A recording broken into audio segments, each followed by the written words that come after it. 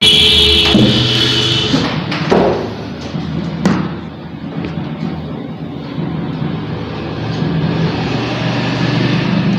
My dear student, कैसे हैं आप सभी लोग। उम्मीद करते हैं कि आप सभी लोग अच्छे होंगे। आज हम लोग 11th का एक टॉपिक कोऑर्डिनेट ज्योमेट्री को अध्ययन करेंगे, जिसका इंट्रोडक्शन आप क्लास 10th में भी पढ़ चुके हैं। यहाँ पे इसको एक नई उड़ान देंगे, मतलब नई ऊंचाई तक लेके जाएंगे। ये चैप्टर काफी इंपॉर्टेंट है प्रत्येक कंपटीशन में, चाहे वो एनडीए हो या तो फिर एसएसआर हो या जो भी डिफेंस का लाइन हो, या तो फिर क्यों ना आपका जेईई मेंस का एग्जाम हो। प्रत्येक एग्जाम में एक कम से कम 3 क्वेश्चन को इन्वॉल्व करता है पूरा चैप्टर कोऑर्डिनेट ज्योमेट्री। आप सभी विद्यार्थियों के लिए एक इंपॉर्टेंट टॉपिक है। प्यारे विद्यार्थियों, इस टॉपिक को हम लोग चंद लाइनों के साथ शुरुआत करते हैं। कहते हैं, उड़ने दो मिट्टी को आखिर कहां तक उड़ेगी। उड़ने दो मिट्टी को आखिर कहां तक उड़ेगी, हवाओं ने जब साथ छोड़ा तो जमीन पर आके ही गिरेगी। जो लोग आलोचना से डरते हैं वह जीवन में कभी भी सफलता नहीं पाते हैं। जो लोग आलोचना से डरते हैं वह जीवन में कभी भी सफलता नहीं पाते हैं। सफर जितना कठिन होगा मंजिल उतने ही शानदार होगी। प्यारे विद्यार्थियों, इसीलिए हम आप सभी विद्यार्थियों से यह अनुरोध करना चाहेंगे कि आलोचना से आप डरे नहीं, उनका सम्मान करें कि वो आपके कमियों को निकालने में लगा हुआ है। आपका कमी को जब वो निकालता है तो इसका मतलब ये हुआ कि आपका एक काम जो है वो क्या कर दिया, कम कर दिया। उस काम को आप सुधारिए, जो कमी है आपको क्या कीजिए, सुधारिए और अपना मंजिल की ओर अग्रसर होइए, आगे बढ़िए। चलिए, आज हम लोग एक टॉपिक पे जुड़ेंगे, कोऑर्डिनेट ज्योमेट्री। प्यारे विद्यार्थियों, क्लास 10th में भी इस टॉपिक को आप पढ़ चुके हैं, है ना। चलिए, अब इसी में आपका 3-4 टॉपिक है। यहाँ पे हम पहले क्लास से ही बता रहे हैं कि यहाँ पे यूनिट में बांटा गया है। 10th तक क्या था, आपका चैप्टर बाय चैप्टर था। क्लास जैसे 11th में आप इंटर किए तो क्लास 11th से यूनिट में बांटा गया है। तो यूनिट 3 कोऑर्डिनेट ज्योमेट्री है। फिर इसमें कुछ चैप्टर इन्वॉल्व है, जैसे straight line, conic section, 3D। इसके बारे में आगे हम लोग चर्चा करेंगे, लेकिन चलिए इससे पहले हम लोग जानेंगे कि कोऑर्डिनेट ज्योमेट्री होता क्या है। प्यारे विद्यार्थियों, कोऑर्डिनेट ज्योमेट्री को हिंदी में निर्देशांक ज्यामिति कहा जाता है। अगर हम बात करें हम कोऑर्डिनेट ज्योमेट्री को पढ़ने से पहले कुछ इसका जो चर्चा है उसके बारे में कर लेते हैं। कहते हैं कि कोऑर्डिनेट ज्योमेट्री जो होता है, अगर विदाउट ग्राफ से आप पढ़ रहे हैं मतलब उसका जो पूरा डीपली है वो आप जाने का प्रयास नहीं कर रहे हैं। अगर आपको प्रश्न का पूरा डीपली तक जाना है, रियल लाइफ से आपको यूज करना है, मैथमेटिक्स को अगर आप रियल लाइफ में यूज करना चाहते हैं तो आपको ग्राफ में इन्वॉल्व होना पड़ेगा। आइए देखते हैं कोऑर्डिनेट ज्योमेट्री होता क्या है। आज इसका इंट्रोडक्शन पार्ट है। कहते हैं कि सिस्टमैटिक स्टडी ऑफ ज्योमेट्री या systematic study of geometry by using algebra is known as the coordinate geometry. अब इसको पहले समझेंगे कि अलजेब्रा क्या होता है। एक वर्ड आया बाय यूजिंग अलजेब्रा। प्यारे विद्यार्थियों, कह रहा है अगर सिस्टमैटिक ढंग से किसको स्टडी किया जाए, ज्योमेट्री को स्टडी किया जाए एक सिस्टमैटिक ढंग से अगर हम लोग ज्योमेट्री को स्टडी करते हैं, किसको यूज करके, अलजेब्रा को यूज करते हुए, तो इसी को हम लोग कहते हैं कोऑर्डिनेट ज्योमेट्री। चलिए जानने का प्रयास करेंगे कि अलजेब्रा क्या होता है। कहता है अलजेब्रा कि जितना भी डिजिट है अगर उसको रिप्रेजेंट करने के लिए किसी भी लेटर या तो फिर सिंबल का यूज करते हैं तो उसी को अलजेब्रा कहते हैं। चलिए फिर से ध्यान दीजिएगा प्यारे विद्यार्थियों, कॉम्प्लेक्स नंबर में भी अलजेब्रा का डेफिनेशन आपको बताया गया था। कहता है अलजेब्रा कि किसी भी डिजिट बोले तो मान लो 2 है, क्या है, 2 है, तो 2 को रिप्रेजेंट करने के लिए, मतलब दिखाने के लिए, अगर किसी भी लेटर या तो फिर सिंबल, किसी भी लेटर बोले तो एक्स ले सकते हैं, या तो फिर सिंबल जैसे 4 हो गया, लैम्बडा हो गया, तो अगर ये सब चीजों को हम लोग यूज करते हैं तो इसी को हम लोग अलजेब्रा कहते हैं। क्या कहते हैं इसको? अलजेब्रा।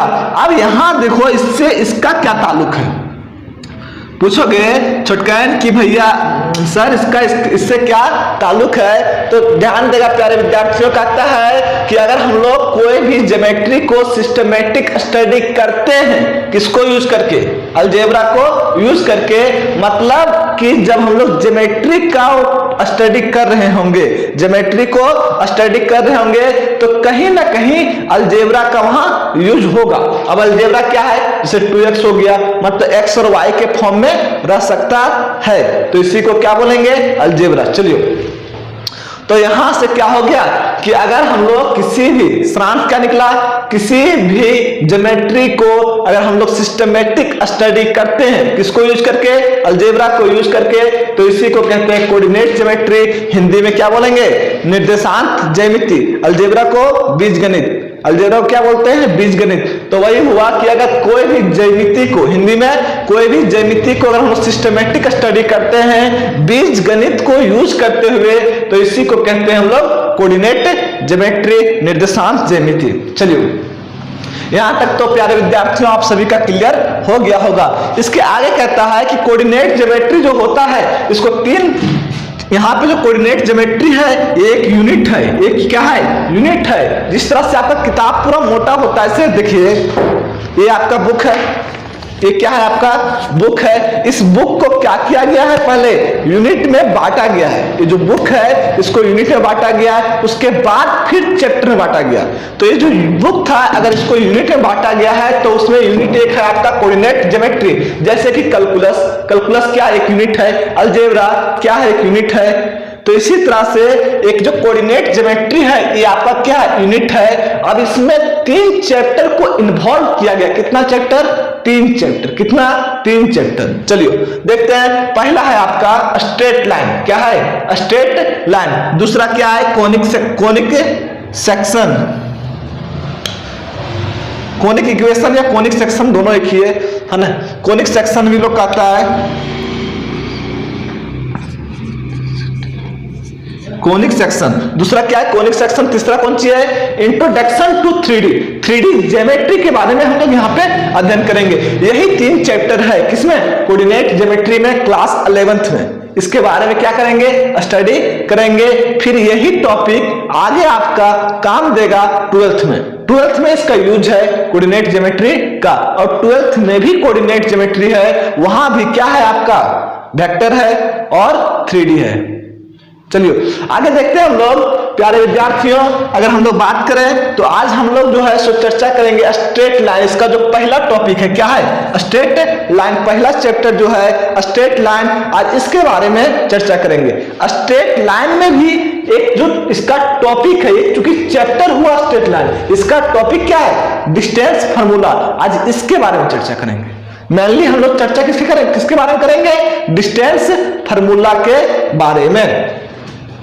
प्यारे विद्यार्थियों, क्लास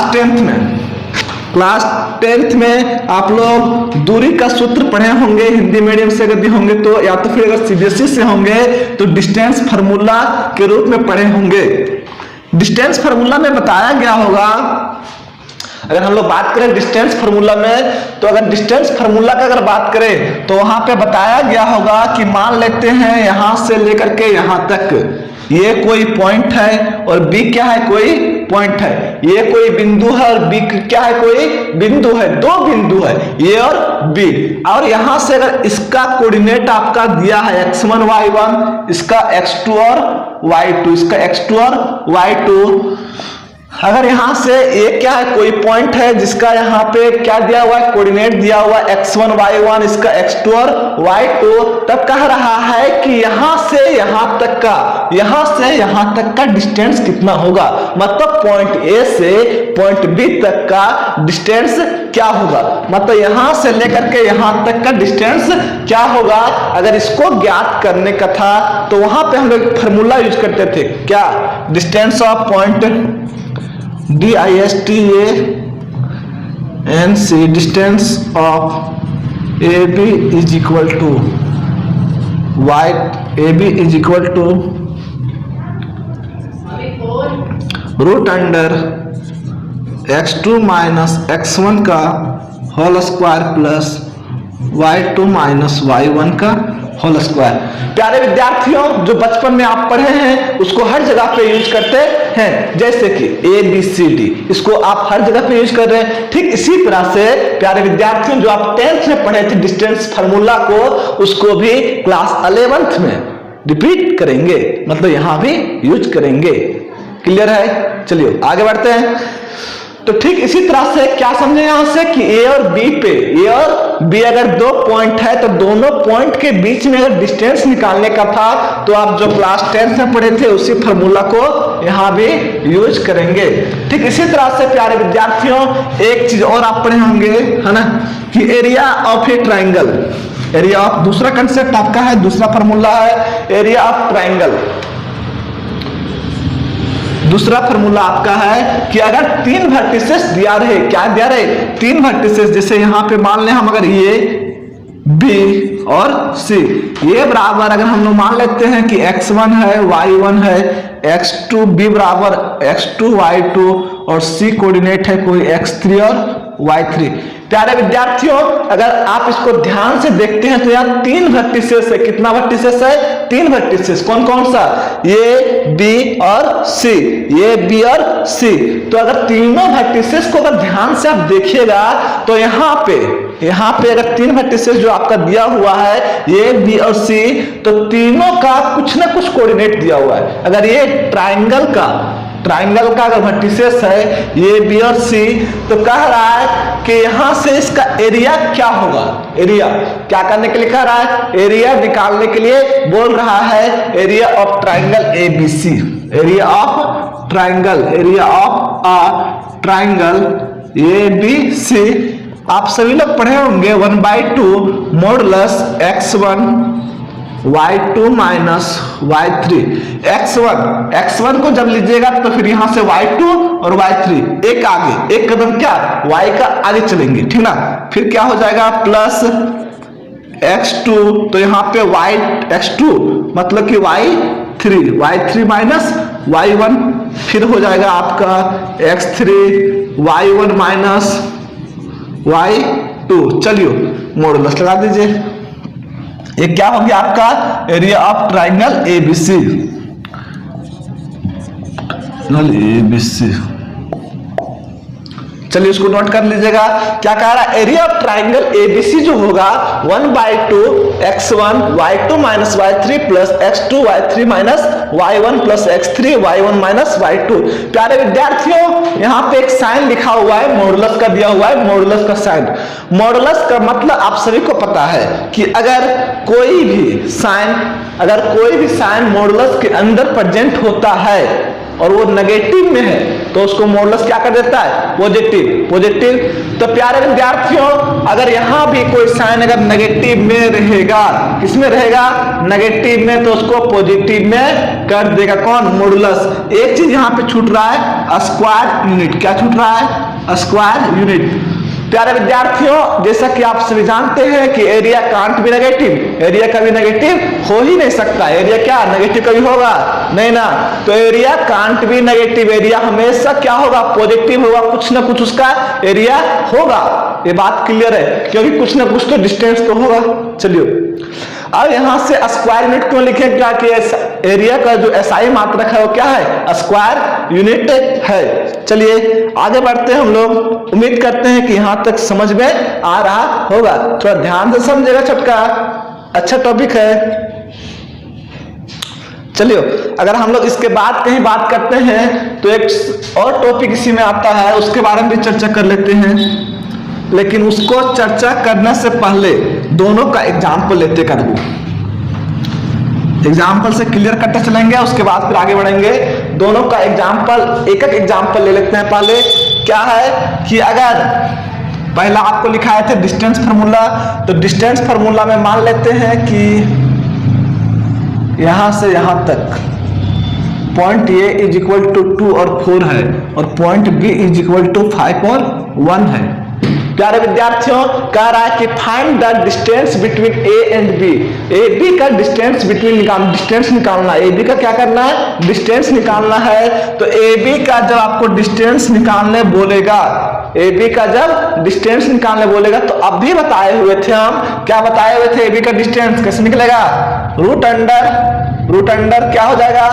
x2 माइनस x1 का whole square plus y2 minus y1 का होल स्क्वायर। अब ए बी का जब डिस्टेंस निकालना है x2 माइनस x1, यहाँ पे देखो प्यारे विद्यार्थी, इसको क्या बोले थे? x1 और इसको y1, x1 y1, इसको क्या बोलेंगे? x2 और y2। चलिए, कह रहा है कि x2 माइनस x1, x2 कितना है? 5 है। x2 कितना है? 5 है। x2 माइनस x1 कितना है? 2। दैट मीन्स 5 माइनस 2 का whole square plus y2 minus y2 कितना है? 1 है। 1 माइनस 4 का होल स्क्वायर। चलिए, 5 में 2 जाएगा तो 3 का होल स्क्वायर हो जाएगा प्यारे विद्यार्थियों, प्लस माइनस 3 का होल स्क्वायर। चलिए, कितना आएगा? 9 प्लस 9 रूट अंडर 18। इसी को अगर आप और तोड़ना चाहिएगा तो रूट 18 क्या हो जाएगा?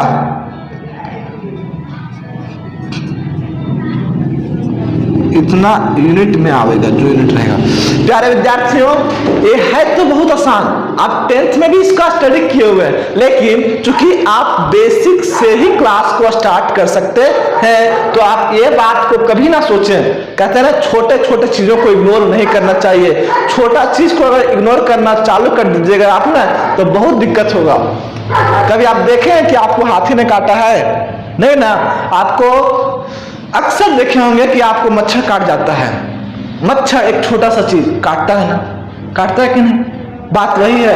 कहते हैं ना, रहमन देखी ब्रेन को, लघु ना दीजिए डारी, जहां काम आवे सोए, कहां करे तलवारी। तो एक छोटा सा चीज जो अभी स्टार्ट किए हुए आपके जो जिंदगी में है, वो एक बहुत बड़ा बदलाव कर सकता है।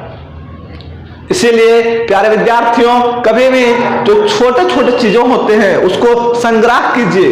संग्रह कीजिए मतलब, जब कहने का मतलब ये हुआ प्यारे विद्यार्थियों कि जो घड़ा होता है, घड़ा को आप लोग देखे होंगे, वो बूंद बूंद करके भरता है ना। चाहिए कि एक बार भर दे उसको, तो जब एक बार भरने का प्रयास कीजिए, प्रेशर में जब पानी उसमें डालिएगा तो फट करके अलग भी हो सकता है। इसीलिए बूंद बूंद करके ही सीखा जाता है। चलिए आगे बढ़ते हैं हम लोग। ए बी का डिस्टेंस यहां से निकल गया, तो डिस्टेंस निकालने के लिए सीख गए। एग्जाम्पल भी देख लिए इसका। अब एक हम लोग एग्जाम्पल देखते हैं किसका? एरिया का। किसका? एरिया का। अगर हम लोग एरिया का बात करें, एरिया ऑफ ट्राइंगल का निकालने का तौर तरीका, उसके एग्जाम्पल की ओर बात करें, तो देखते हैं क्या होता है। चलिए, कैसे बनता है। कहता है, एक क्वेश्चन एग्जाम्पल लेते हैं कि एक ट्राइंगल है। क्या है? एक ट्राइंगल का वर्टिसेस जो होगा वो पॉइंट ए, बी और सी तीनों का साइड जो है उसका कोऑर्डिनेट जो है वो दिया हुआ है। कोऑर्डिनेट मान लेते हैं यहाँ पे 2 और 1, 4 और 6, 3 और 1।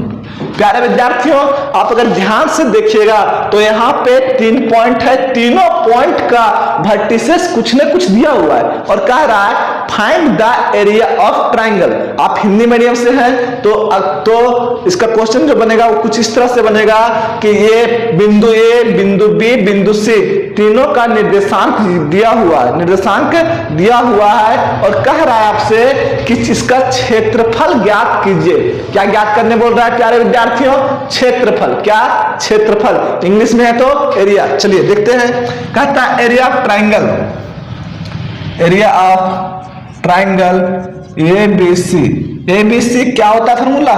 1/2 modulus x1 y2 minus y3 plus x2 y3 minus y1 plus x3 y1 minus y2 का मॉडुलस। चलिए प्यारे विद्यार्थियों, जैसा कि आप जानते हैं एक फार्मूला को देख रहे हैं, लग रहा है देखा देखा। क्या लग रहा है? देखा देखा, मतलब आप इसको पहले भी देख चुके हैं। चलिए प्यारे विद्यार्थियों, अगर हम लोग बात करें यहाँ पे ए कोऑर्डिनेट जो है इसी को बोलेंगे x1 और y1, इसको क्या बोल सकते हैं? x2 और y2। आप किसी को भी ले सकते हैं, कोई जरूरी नहीं कि इसी को x1 लेंगे, इसको भी ले सकते हैं। चलिए इसको क्या बोलेंगे? x3 और y3। अगर यहां से हम लोग बात करें तो 1/2 का 1/2 x1 के जगह पे क्या आपका है? 2 है। क्या है? 2 है। y2 माइनस y3, y2 कितना है? 6 है। 6 माइनस 1, 6 माइनस 1, फिर प्लस x2 कितना है? 4 है। 4 है। x2 कितना है? 4 है। x2 उसके बाद क्या है देखिए तो y3 माइनस y1, y3 कितना है? 1 है। 1 माइनस 1, फिर है क्या? प्लस x3 कितना है? 3 है। और y1 माइनस y2, 1 माइनस 6। चलिए ध्यान देते हैं प्यारे विद्यार्थियों, 1/2, 6 में 1 जाएगा तो 5, 5 2 जा 10। चलिए प्लस का प्लस, 1 में 1 जाएगा 0, 0 को मल्टीप्लाई करो 4 से। प्यारे विद्यार्थियों एक बात हमेशा याद रखिएगा, 0 कहता है जो हमसे टकराएगा चूर चूर हो जाएगा। तो 0 से कुछ भी मल्टीप्लाई करेगा सब क्या हो जाएगा? 0। प्लस का प्लस, 3 का 3। अब 3 को मल्टीप्लाई करो -5 से। 3 को मल्टीप्लाई करेंगे किससे? यहीं पे कर देते हैं -5 से, तो कितना हो जाएगा? -15। क्या हो जाएगा? -15। चलिए 1/2 का 1/2, अब 10 में से 15 चला जाएगा तो कितना बचेगा? -5। अभी बताए थे प्यारे विद्यार्थियों कि मॉडुलस का मतलब होता है कि अगर उसके अंदर कोई भी डिजिट नेगेटिव में प्रेजेंट है तो क्या कर देगा? पॉजिटिव। चलिए तो 1/2 और यहाँ पे 5 क्या हो जाएगा? 5/2। क्यों हुआ? नेगेटिव साइन पॉजिटिव में हो गया मॉडुलस के कारण। अब 5/2 को ही क्या ले सकते हैं आप? 2.5 स्क्वायर यूनिट, क्योंकि एरिया क्या होता है? स्क्वायर यूनिट में, और एरिया कांट भी नेगेटिव, इसीलिए इसको क्या कर दिया? मॉडुलस पॉजिटिव कर देता है। चलिए यहां तक क्लियर हो गया सबका?